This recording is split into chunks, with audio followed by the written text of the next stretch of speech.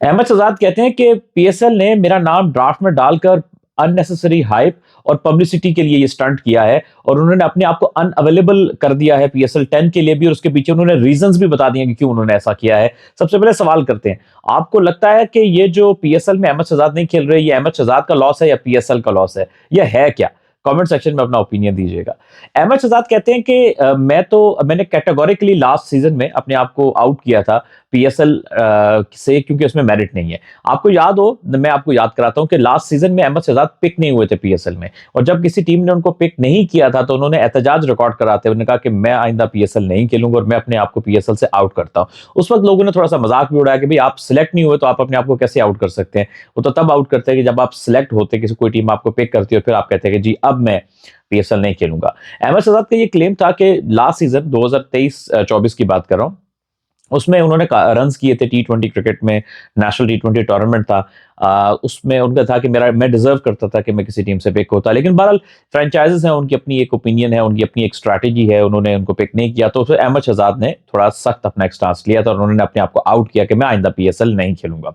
अब जब ये बात आती है इस पीएसएल की, यानी पीएसएल 10 की, तो अहमद शहजाद जो है उनका नाम ड्राफ्ट में आ जाता है और फिर अहमद शहजाद ने रिसेंटली एक वीडियो में कहा कि मैं अपने आप को आउट करता हूं इस पीएसएल 10 से भी। मेरा नाम आपने शामिल अपनी शायद पीएसएल को हाइप देने के लिए या कंट्रोवर्सी करने के लिए या जो भी आपने करने की कोशिश की है, उन्होंने कहा मैंने इसलिए अपना नाम बाहर किया था। रीजन जो उन्होंने शेयर की कि आपके पीएसएल में मेरिट नहीं है, इंसाफ नहीं है, टैलेंट की कदर नहीं है, और इस तरह से उनका एक ओपिनियन, आप जाहिर है वो काफी वोकल है अपनी वीडियोस पे, रेगुलरली आप उनकी वीडियोस देखते भी हैं और अपना एक स्टांस है उनका, और उसमें यह कि काफी क्रिटिसिज्म भी करते हैं वो बाबर आजम पाकिस्तान क्रिकेट टीम पे।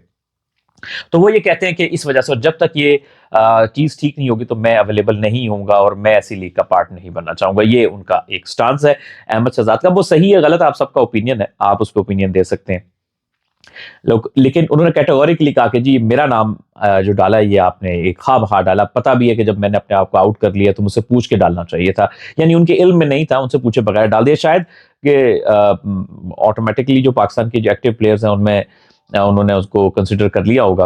हालांकि आपके सामने की बात है कि अहमद शहजाद ने इस सीजन में पार्ट नहीं लिया, यानी वो प्रैक्टिकली अब जो प्रोफेशनल क्रिकेट है, जैसे डोमेस्टिक क्रिकेट की बात कर रहे होंगे, उन्होंने उस पर हिस्सा नहीं लिया, तो वो पार्ट नहीं कर रहे और आउट हो गए। एक नजर थोड़ा अहमद शहजाद के करियर पर डालते हैं। अभी भी हालांकि उनकी जो ऑन पेपर एज है वो ज्यादा नहीं है, 33। तो अब देखते हैं कि अहमद शहजाद ने अब तक क्या कुछ किया है इंटरनेशनल करियर में और क्या उनकी स्टार्ट्स और नंबर्स हैं।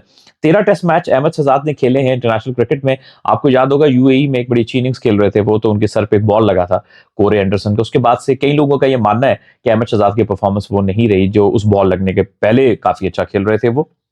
33 साल अहमद शहजाद लाहौर पंजाब में पैदा हुए।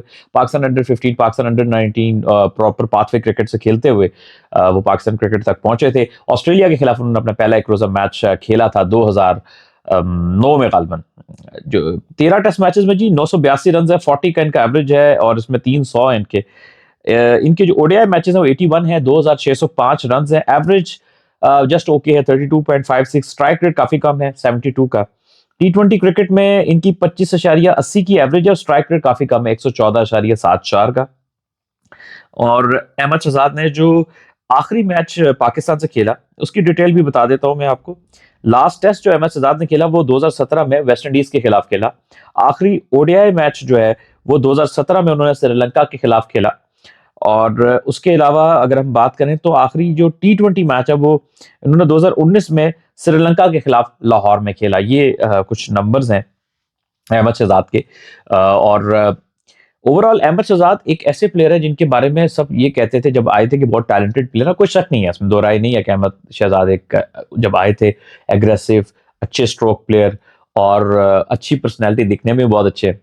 लेकिन वक्त के साथ शायद कई लोगों का ये मानना है कि अब उसमें जो भी आप राय ले रहे कि अहमद कहेंगे मुझे चांस ठीक नहीं मिला या जो भी है, वो शायद अपने टैलेंट को जितना अरसा भी खेले मैच नहीं कर सके। उनका जो 72 का स्ट्राइक रेट उनकी एबिलिटी को जस्टिफाई नहीं करता है वनडे क्रिकेट में, या 114 का स्ट्राइक रेट उनकी टी20 क्रिकेट में एबिलिटी को जस्टिफाई नहीं करता। हालांकि एक टाइम था वो नेशनल टी20 कप में बहुत छक्के लगाया करते थे लाहौर लॉयंस के लिए और बहुत अच्छा खेल रहे थे, बड़ी अच्छी फॉर्म में थे। अहमद शहजाद का जो 2011 से 12 से लेके 14-15 तक बड़ा आइडियल टाइम था। उसके बाद फिर थोड़ी सी उनकी स्ट्राइक रेट वाले मसाइल आ गए, उसमें थोड़ा डिक्लाइन आना शुरू हुआ। लेकिन बहरहाल ये तो खैर एक कोई भी प्लेयर के आप करियर पे एनालिसिस कर सकते हैं, लेकिन आपने अपना ओपिनियन ज़रूर देना है कि अहमद शहज़ाद जो अपने आप को आउट कर रहे हैं, तो उसमें नुकसान किसका है?